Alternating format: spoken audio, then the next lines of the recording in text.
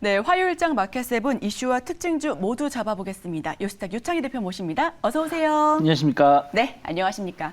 네, 유창희 대표와 함께하는 마켓7 지금 주제 화면으로 살펴보시죠. 칸 영화제에서 한국 영화 두 편이 주요상을 받고 영화 범죄도시2가 흥행을 이어가면서 어제 영화 콘텐츠 관련주가 일제히 강세를 보였습니다. 저희도 관련주 흐름 체크해 보겠습니다. 석유화학 기업들이 중국의 봉쇄로 인한 수요 부진, 증설 물량 투입, 유가 강세 등으로 삼중고를 겪고 있습니다. 하지만 하반기에는 리오프닝에 따른 경기 회복과 중국의 경기 부양책 등으로 영업이익이 개선될 것이라는 게 증권가의 전망인데 정말 그럴지 살펴보시죠. 마지막으로 구글이 자사 첫 폴더블 폰인 픽셀 폴드 출시를 또 한 번 연기했습니다. 상용화하기까지 완성도를 끌어올리지 못했고 수익을 내기 위한 적정선의 출고가를 책정하지 못했기 때문인데요. 삼성 여전히 우위를 차지하고 있네요. 자세한 이야기 나눠보겠습니다. 자, 첫 번째 키워드부터 오픈해 보겠습니다. 첫 번째 키워드 보여주시죠. 네, 1탄보다 재미는 2탄. 혹시 범죄도시2 보셨을까요? 아직 못 봤습니다. 네, 저도 아직 못 봤는데 기대가 정말 큽니다. 범죄도시 누적 관객 수가 650만 명 돌파에 쇼박스가 강세를 보였습니다. 네. CJ E&M도 상승 마감했고요. 영상 콘텐츠주 시세가 리오프닝 내에서 순환매가 도는 그런 과정인지 아니면은 이 콘텐츠 그 자체 개별주의 힘인지 여쭤볼게요. 저는 뭐 둘 다일 수 있다 생각 좀 하고 있어요. 특히 이제 거리두기가 좀 완화가 되면서 억눌린 이런 문화 관련된 소비가 좀 폭발하고 있는 거 아니겠습니까? 저도 극장 가본 게 언제인지 지금 기억이 안 나는데 네. 이제 시간 내서 가보려고 하고 있는데 그만큼 많은 사람들이 뭐 지금 티켓 값이 많이 올랐네, 뭐 다른 것들이 올랐네 얘기가 나오더라도 일단은 극장에 대한 어떤 수요 계속해서 좀 나올 수 있다 생각을 좀 하고 있습니다. 특히 이제 다양한 이제 블록버스터급 영화들이 개봉을 하는데 다들 좋은 흥행 기록을 하고 있어요. 범죄도시2가 지금 650만 명 얘기가 나오고 있지만 나머지 다른 작품들도 뭐 300만 명, 뭐 400만 명 돌파했다 소식이 나오고 있습니다. 그래서 상당히 그 5월, 6월, 7월 계속 갈수록 이제 극장 수요가 늘어나는 성수기 시즌에 진입하기 때문에 그런 부분들 계속해서 지켜볼 필요 있고 또 케인 컨텐츠에 대한 어떤 실력을 계속해서 인정받고 있죠. 이번에도 칸에서 두 개의 작품에서 상을 계속 받았지 않습니까? 송강호가 받은 거하고 박찬욱 감독이 받은 거는 작품이 달라요. 동일한 작품이라고 헷갈리시는 분들도 계시는데 네. 다른 작품에서 각각의 상을 비중 있는 상을 받았다는 것 자체가 상당히 많은 사람들한테 관심을 좀 높일 수밖에 없다 생각하고 있고 또 이런 것들이 또 해외 수출을 또 기여할 수 있다고 생각하고 있습니다. 거기다가 이제 어떻게 보면 약간 이제 엔터주들, 약간 컨텐츠하고 엔터주가 이제 같이 또 영향을 받았던 게 일본 여행 재개에 대한 어떤 기대감들 그런 것들이 좀 같이 작용하면서 지난주 후반부터 좋은 주가 흐름 보여주고 있지 않나 생각하고 있습니다. 네, 방금 엔터주 말씀을 해주셨는데요. 블랙핑크와 하이브, 이 아이돌 열애설에도 예전과는 조금 다른 양상을 보여주고 있는 것 같습니다. 아무래도 팬덤 문화가 과거와는 조금 달라지지 않았나 싶기도 하고 그 덕분에 아티스트의 수명 주기가 조금 더 늘어났다라는 네. 평가와 함께 음반을 포함한 엔터주도 강세를 보였는데요. 엔터가 갑자기 급등한 이유도 여기에 있는지 2분기를 기대할 수 있는 이 탑픽 엔터주도 한번 여쭤보겠습니다. 네, 뭐 엔터주들이 아까 말씀드린 것처럼 일본 영향이 좀 컸던 것 같아요. 왜냐면 우리나라 그 컨텐츠 수출이 많이 이루어지는 국가가 이제 일본하고 중국이거든요. 뭐 중국이 대륙이긴 하지만 일본 수출 금액하고 거의 비등하거나 일본 수출 금액보다 못하는 경우가 많이 있었습니다. 그만큼 일본이 상당히 중요한 국가였는데 이 코로나 때문에 그런 것들이 정상적으로 이제 활동을 못했었던 부분들이 좀 재개가 된다는 어떤 기대감들이 나왔었다는 것이죠. 그래서 최근 엔터주들이 올라왔는데 저는 뭐 엔터 하나를 놓고 종목을 선별하기보다는 컨텐츠라는 전체적인 좀 큰 틀에서 선별을 해 보신다라면 저는 뭐 CJ, CGV 좀 주목하실 필요가 있다 생각 좀 하고 있습니다. 아까 말씀드린 것처럼 지금 계속해서 깐 이관왕이라든지 뭐 다른 블록버스터급 영화 개봉이 계속해서 순차적으로 이루어진다라면 극장 수요는 계속해서 늘어날 수밖에 없다 생각을 좀 하고 있고요. 그리고 아까 말씀드린 성수기 시즌 진입을 했는데 사람들이 걱정하는 게 그거거든요. 그러니까 많은 사람 투자자들이 지금 티켓 값이 엄청 비싸다라고 해요.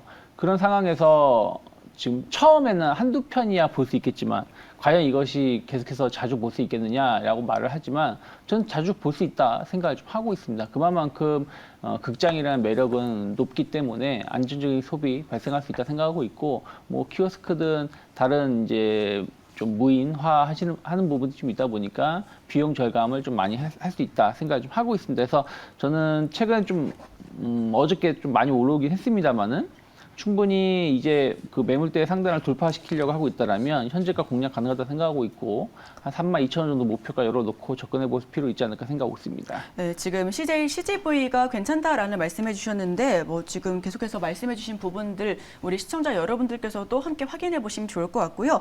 그제 카지노가 시세 탄력을 받았었고 또 여행과 항공주도 올라왔습니다. 또 어제는 말씀해 주신 것처럼 영상 콘텐츠 엔터가 올라왔는데 그 다음 타자는 누가 될까요?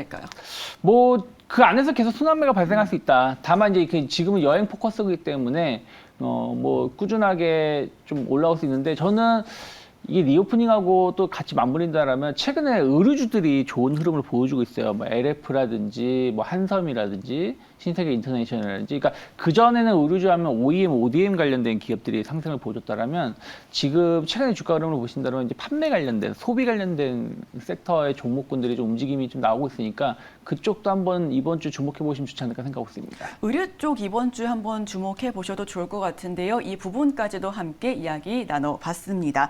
자, 그럼 다음 키워드 한번 열어보겠습니다. 다음 키워드 보여주시죠.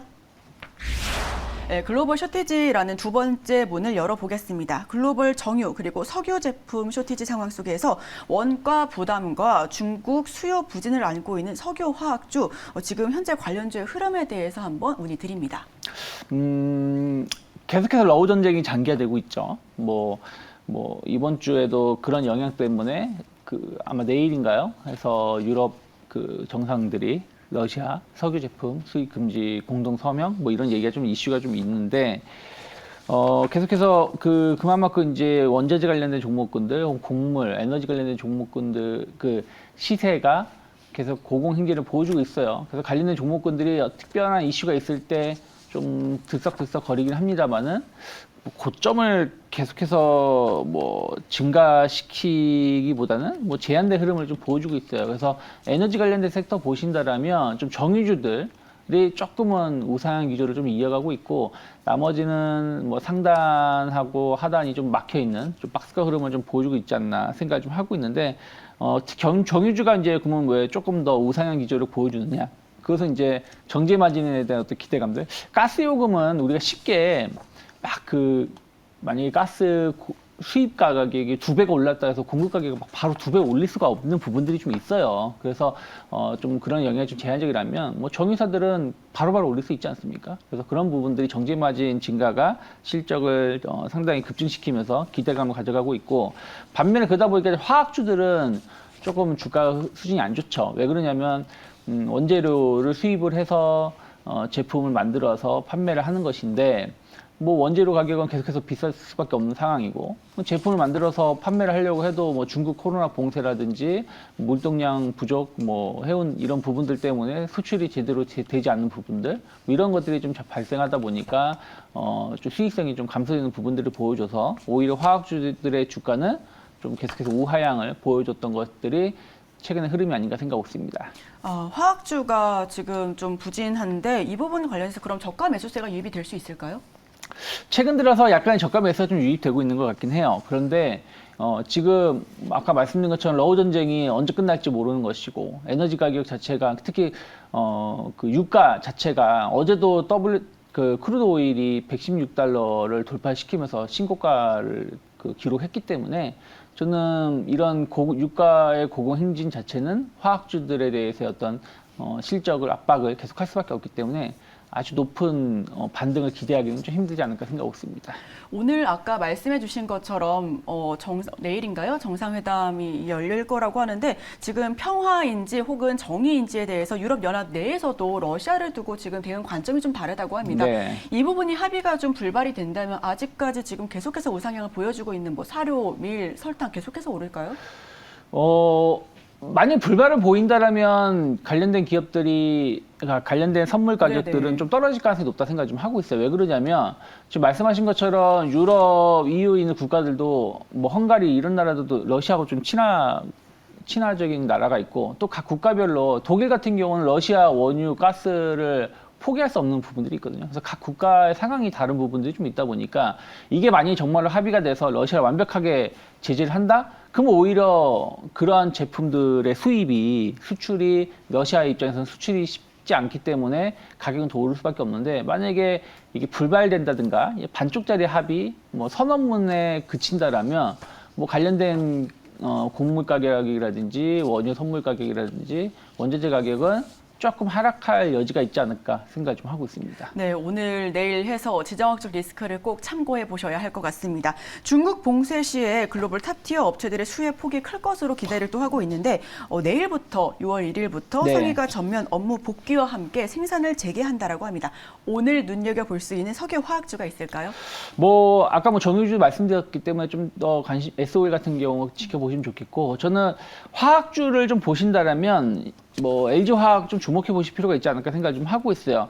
약간 이제 석유화학 산업 부분의 어떤 둔화는 어느 정도 주가에 좀 선 반영됐다 생각을 좀 하고 있고요. 계속해서 최근에 시장에서 주목하는 게 이제 LG 에너지 솔루션에 대한 어떤 지분 가치 그리고 소재, 그러니까 2차 전지 소재 부품 쪽으로 해가지고 사업을 확장하겠다, 공격적으로 투자를 하겠다라는 부분들을 좀 주목을 하고 있는 것 같습니다. 거기다가 최근에 환율이 좀 안정화되는 부분들, 그리고 외국인 수급이 좀 개선될 여지가 좀 있는 걸 본다라면 지금은 기관이 매수세를 보여주면서 주가가 좀 올라왔다라면 전 충분히 외국인 매수에 좀 유입이 된다라면 일단 한 60만 원대까지 추가적인 반등은 뭐 빠르면 이번 주, 뭐 늦어도 한 다음 6월 중에는 충분히 나올 수 있지 않을까 생각 좀 하고 있습니다. 외국인의 순매수세가 조금 더 유입이 된다면 LG화학과 SO일 함께 오늘 장에서도 눈여겨보셔도 좋아 보입니다.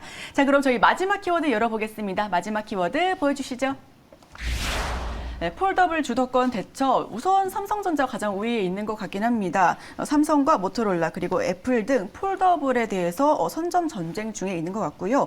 폴더블 시장 본격 성장에 따른 수혜 종목들이 딱 확연히 보일 것 같은데 네. 그 종목들에 대해서 한번 여쭤보겠습니다. 네, 뭐 계속해서 금리 인상이라든지 긴축 이런 것 이슈들 때문에 그 내구재 수요가 계속 감소를 하고 있죠. 특히 IT 제품들의 수요가 조금 그 줄어들 가능성이 높다 평가가 나오고 있는데 그래도 지금 좀 기대감 갖고 있는 게 이 폴더블 폰 시장입니다.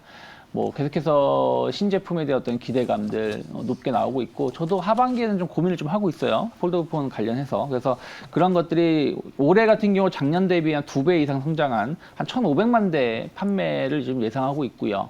그리고 내년 같은 경우는 2020년 기준인가요? 2020년이 2021년인지 모르겠습니다만 한 10배 정도 성장할 것이다. 이게 나오고 있습니다. 그러면 뭐 한 3천만 대 이상 판매가 예상이 된다라는 것이죠. 그래서 그런 것을 본다라면 이 시장을 좀 주목을 해야 되는데 아직까지는 뭐 앞에서도 뭐 말씀하셨지만 삼성이 주도를 하고 있습니다. 뭐 애플이라든지 구글이라든지 중국 관련된 기업들이 관련된 제품들을 출시를 앞두고 있는데 중국은 여전히 조금 조잡한 느낌이 좀 있고요.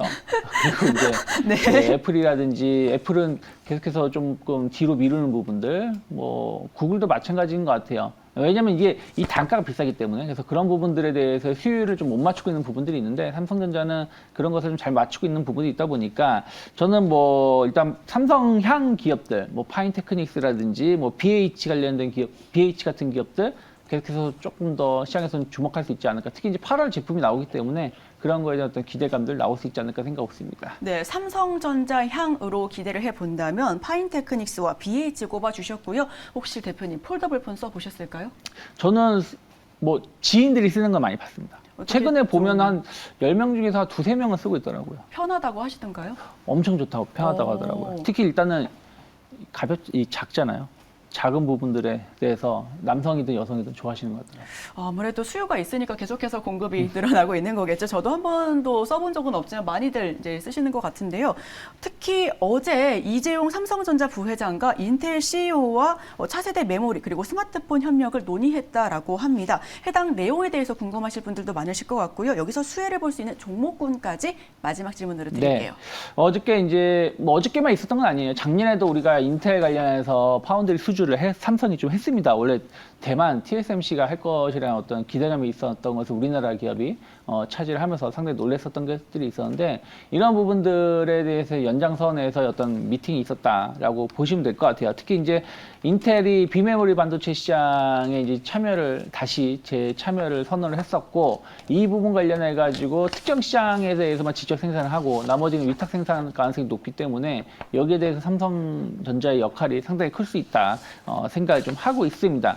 특히 이제 삼성 같은 경우는 뭐 노트북이라든지 뭐 스마트폰이라든지 상당 부분 인텔 제품을 사용을 하기 때문에 인텔하고의 어떤 협력 관계 계속해서 우호적인 관계 이어갈 수 있다 생각을 좀 하고 있고 대만은 조금 이제 애플이라든지 이제 이런 쪽에 좀 이제 공급을 좀 많이 하다 보니까 조금 우리나라 기업들이 좀 우위에 놓여 있지 않나 생각을 좀 하고 있습니다. 그리고 이번에도 삼성전자가 미국에 소재 관련된 공장, 반도체 소재 관련해서 어떤 공장 투자 얘기도 있었던 걸 본다라면 저는 뭐 일단은 저는 삼성전자 계속 주목해 봐야 된다. 결국에는 뭐 삼성전자가 못 가면 의미가 없는 거 아니겠습니까? 그렇죠. 그래서 네. 삼성전자 최근에 주가 수준 흐름 나쁘지 않기 때문에 좀 주목하시면 좋다 생각 좀 하고 있고요. 그리고 ENF 테크놀로지라든지 SFA, 그러니까 뭐 인텔이라든지 삼성의 제품을 좀 공급하는 기업들 중에서 좀 추세가 좀 살아나가고 있는 기업들 조금은 시장에서 다시 한번 주목받을 수 있지 않을까 생각하고 있습니다. 네, 삼성전자와 ENF 테크놀로지 그리고 SFA까지 말씀해 주셨습니다.